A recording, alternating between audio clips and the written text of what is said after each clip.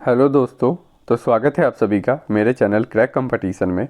और आज हम लोग देखेंगे सीटेट एग्ज़ाम के 1 फरवरी के फर्स्ट शिफ्ट के एनालिसिस कि कैसे क्वेश्चन आए थे और इसी क्वेश्चन के आधार पर कैसे क्वेश्चन आगे आ सकते हैं, ये भी हम लोग इस वीडियो में देखने वाले हैं।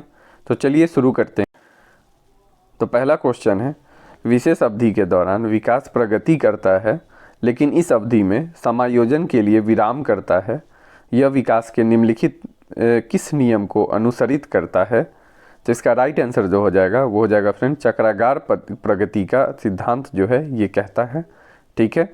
अगला क्वेश्चन है फ्रेंड, निम्नलिखित में से कौन सा कथन सही है? तो पहला है, क्षमता और कड़ी मेहनत के लिए बच्चों की प्रशंसा करना आंतरिक प्रेरणा के अंतर्गत आता है, ये सही है।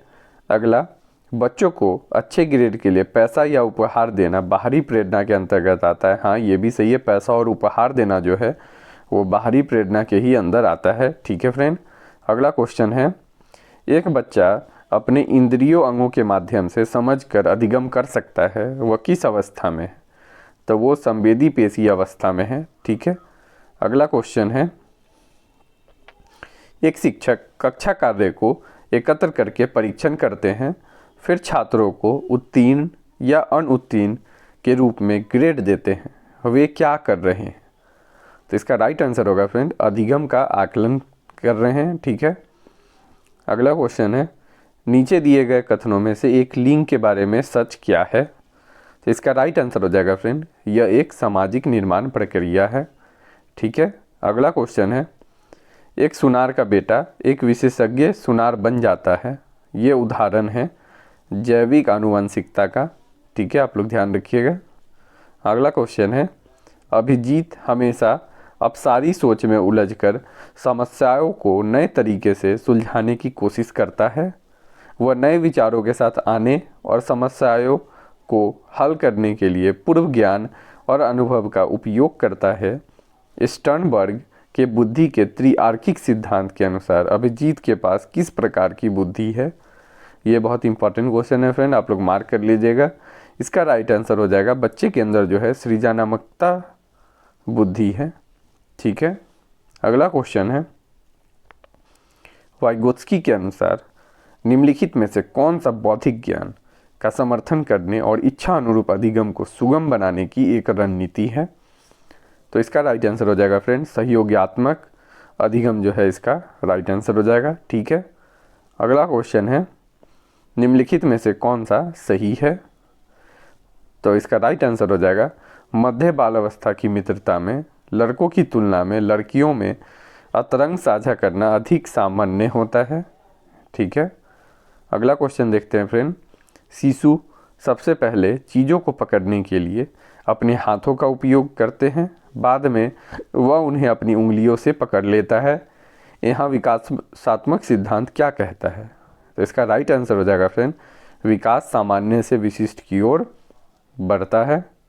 अगला क्वेश्चन है, किसी बच्चे का आहार प्रभावित करता है कि बच्चा कितना लंबा होता है और कितने प्रभावी ढंग से सोच सकता है और समस्याओं को हल कर सकता है।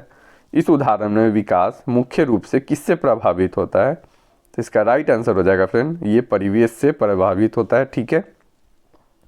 अगला क्वेश्चन है, निम्नलिखित में से कौन सा कथन सही है? तो इसका राइट आंसर हो जाएगा, सहभागी समूह बच्चों को लिंग उपयुक्त व्यवहार सीखने में मदद करते हैं। ठीक है। अगला क्वेश्चन है, गतिविधि आधारित शिक्षण कक्षा को कैसा बनाते हैं? तो ये जो है शिक्षण कक्ष को जो है वो आनंदपूर्ण बना देते हैं, जिससे बच्चे का जो है मन लगा रहता है पढ़ाई में। अगला क्वेश्चन है, निम्नलिखित में से कौन सा शिक्षण अधिगम प्रक्रिया का आयाम है? तो इसका राइट आंसर हो जाएगा फ्रेंड, अधिगम प्रशिक्षण और स्कूली शिक्षा जो है इसका एक आयाम है। तो ये सारे प्रश्न जो हैं आपके CDP से प्रश्न आपके आए थे एग्ज़ाम में, और इसमें से कुछ प्रश्न जो हैं आपके आगे भी परीक्षाओं में आ सकते हैं। और अगर वीडियो आप लोग को अच्छा लग रहा है तो इस वीडियो को लाइक करें और इस चैनल को सब्सक्राइब करें। तो चलिए अब हम लोग शुरू करते हैं EVS का क्वेश्चन। तो पहला क्वेश्चन है, अरब सागर से कौन से राज्य सटे हुए हैं? तो इसका राइट आंसर होता महाराष्ट्र ऐसे अरब सागर से कौन कौन से राज्य सटे हुए हैं? तो आपका एक हो जाएगा गुजरात जो है वो सटा है, ठीक है। गुजरात के बाद जो है आपका हो जाएगा गोवा, गोवा के बाद आपका हो जाएगा कर्नाटका, ठीक है। और कर्नाटका के बाद आपका हो जाएगा केरला। ये चारों जो हैं आपके अरब सागर से सटे हुए राज्य हैं। और अगर बात आता है कि आपके बंगाल की खाड़ी से सटे हुए राज्य कौन कौन से हैं, तो उसमें आपका आ जाएगा कौन कौन सा? सबसे पहला है वेस्ट बंगाल, ठीक है। वेस्ट बंगाल के बाद आपका हो जाएगा उड़ीसा, ठीक है, आप लोग याद रखिएगा। उड़ीसा के बाद आप लोग का हो जाएगा तमिलनाडु, तमिलनाडु के बाद आप लोग का हो जाएगा आंध्र प्रदेश, ठीक है। तो ये सारे राज्य जो हैं आपके बंगाल की खाड़ी से सटे हुए हैं। तो ये सारा भी चीज़ आप लोग याद रखिएगा, ठीक है फ्रेंड। अगला है मधुमक्खी पालन कब किया जाता है? तो मधुमक्खी पालन जो है वो कब होता है? तो अक्टूबर से दिसंबर के महीने में किया जाता है, ठीक है। अगला क्वेश्चन है फ्रेंड, कचरा जलाने से क्या होता है और डैश डैश और अस्थमा जैसी घातक बीमारियों का कारण बन सकता है? निम्नलिखित में से कौन सा विकल्प सही है? ठीक है, तो पहला जो है उसमें क्या हो जाएगा, कचरा जलाने से जो है वायु प्रदूषण होता है और वायु प्रदूषण जो है वो फेफड़ों का कैंसर और अस्थमा जैसी घातक बीमारियों का कारण बन सकता है फ्रेंड, ठीक।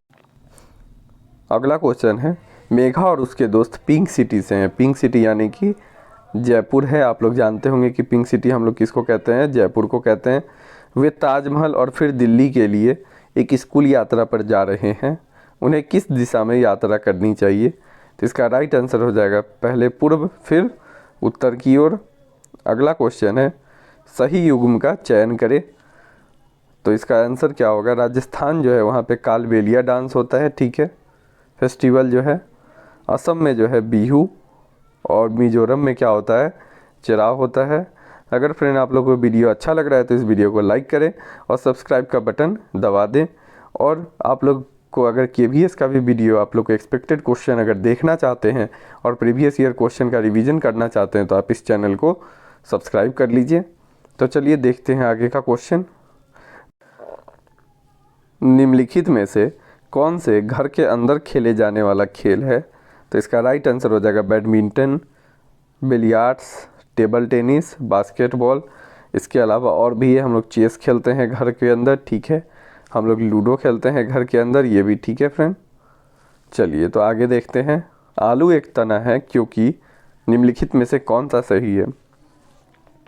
ये भोजन का उत्पादन करता है, हाँ ठीक है। ये कलियों को उत्पन्न करता है, हाँ ये भी सही है। तो दोनों इसका आंसर जो हो जाएगा राइट हो जाएगा। अगला क्वेश्चन है, एक राजनीतिक मानचित्र में पैमाना 1 सेंटीमीटर बराबर 25 किलोमीटर उल्लेखित है।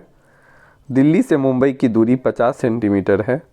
क्या आप दिल्ली से मुंबई की दूरी बता सकते हैं? तो इसमें क्या होगा, 1 सेंटीमीटर बराबर 25 किलोमीटर है तो 50 सेंटीमीटर है। तो हम लोग क्या करेंगे कि 25 किलोमीटर जो है उसको हम लोग 50 से गुना कर देंगे। तो 25 कितना हो जाएगा आपका 125 जो है आपका, इतना दूरी जो है आपका निकल के आएगा। 1250 किलोमीटर जो है आपका आंसर निकल के आएगा। इसमें जो आंसर है ये गलत है, ठीक है, आप लोग ध्यान रखिएगा। 1250 किलोमीटर इसका आंसर आएगा। अगला क्वेश्चन है, रवि और अमन एक पेड़ पर चढ़कर एक साथ खेल रहे हैं। अमन के हाथ पर एक बड़ी खरोंच आई।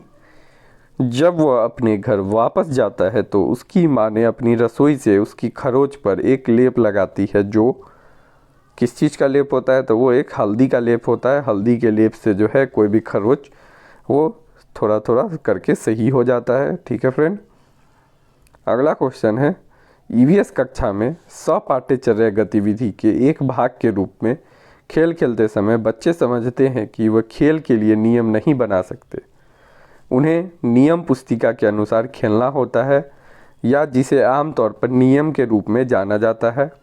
पियाजे के नैतिक विकास के सिद्धांत के अनुसार बच्चे किस अवस्था में होते हैं? तो वो जो है नैतिक यथार्थवाद की अवस्था में होते हैं। अगला क्वेश्चन है फ्रेंड, ईवीएस के अधिगम शिक्षण में रचनात्मक अभिव्यक्तियाँ निम्नलिखित के रूप में हो सकती है। तो इसका राइट आंसर हो जाएगा ग्राफिक आर्ट के रूप में, संगीत के भी रूप में हो सकती हैं, कठपुतली कला के भी रूप में हो सकती है और गति और नृत्य के भी रूप में हो सकती है। तो ये चारों जो है वो आपका सही हो जाएगा। ये इंपॉर्टेंट क्वेश्चन है, ये आपके क्वेश्चन आगे एग्जाम में आ सकते हैं। ठीक है, अगला क्वेश्चन है, इनमें से कौन सी प्रौद्योगिकी सहायता प्राप्त शिक्षण विधियाँ अध्ययन यात्रा के लिए एक अच्छा विकल्प हो सकती है? तो इसका राइट आंसर हो जाएगा इंटरैक्टिव लर्निंग प्रोग्राम जो है इसका राइट आंसर हो जाएगा फ्रेंड। अगला क्वेश्चन है, शिक्षक एक नदी की कहानी अध्याय पढ़ाते समय एक नदी के रंग में परिवर्तन पर चर्चा करता है क्योंकि यह एक स्थान से दूसरे स्थान पर बहती है। इस प्रकार की चर्चाओं के माध्यम से बच्चों में निम्नलिखित में से क्या विकसित किया जा सकता है? तो इसका राइट आंसर हो जाएगा पर्यावरण के मुद्दों के प्रति संवेदनशीलता बच्चों के अंदर इस तरीके से लाया जा सकता है। अगला क्वेश्चन है, एनसीईआरटी द्वारा प्रकाशित ईवीएस की पाठ्यपुस्तक में वास्तविक लोगों और उनके वास्तविक जीवन की घटनाओं पर आधारित पाठ शामिल है। ऐसे पाठों या घटनाओं को शामिल करने का मुख्य उद्देश्य क्या है? तो इसका राइट आंसर हो जाएगा फ्रेंड प्रत्येक के निजी जीवन के साथ संबंध बनाना जो है इसका राइट आंसर हो जाएगा। चलिए आगे क्वेश्चन देखते हैं। तीसरी कक्षा के एक ईवीएस शिक्षक ने छात्रों को अपने दादा दादी के साथ कुछ समय बिताने का निर्देश दिया और उनसे कहा कि वे उन चीज़ों के बारे में पूछे जो उन्होंने बचपन में देखी थी लेकिन आजकल नहीं देखी जाती है। इसके माध्यम से छात्रों में निम्नलिखित में से किस कौशल के विकसित होने की संभावना सबसे कम है? तो इसका राइट आंसर जो हो जाएगा वो हो जाएगा प्रयोग। इसके द्वारा इसके संभावना जो है सबसे कम है। इसका राइट आंसर ये होता क्वेश्चन के अनुसार। ठीक है, अगला क्वेश्चन है और लास्ट क्वेश्चन है फ्रेंड, कक्षा 5 की ईवीएस पाठ्यपुस्तक में पाठ अप यू गो पर्वतारोहण शिविर के बारे में है और इसमें एक डायरी के पृष्ठ शामिल हैं जो संगीता अरोड़ा के वास्तविक अनुभवों पर आधारित है। यह बच्चों को किससे परिचित कराएगा? तो इसका राइट आंसर हो जाएगा पहाड़ पर चढ़ने के चुनौती और रोमांच से। दूसरा, वास्तविक पर्वतारोहण उपकरण की जो ज़रूरत होंगे उससे ये परिचित कराएगा। तो ये सारे प्रश्न जो हैं आपके आज के एग्ज़ाम में पूछे गए थे। कुछ क्वेश्चन और भी हैं जो कि इसमें नहीं दिए गए हैं, जैसे कि एनईपी से क्वेश्चन आपके पूछे गए थे। एनईपी के अलावा जो है आपसे निपुण भारत से एक क्वेश्चन आज आया था। ठीक है फ्रेंड, ये भी ध्यान रखिए। तो अगर आप लोग को ये वीडियो पसंद आया है फ्रेंड तो इस वीडियो को लाइक करें और इस वीडियो को ज़्यादा से ज़्यादा अपने दोस्तों के बीच शेयर करें। और अगर आप केवीएस का भी मोस्ट एक्सपेक्टेड क्वेश्चन का सीरीज़ देखना चाहते हैं तो इस चैनल को सब्सक्राइब करें।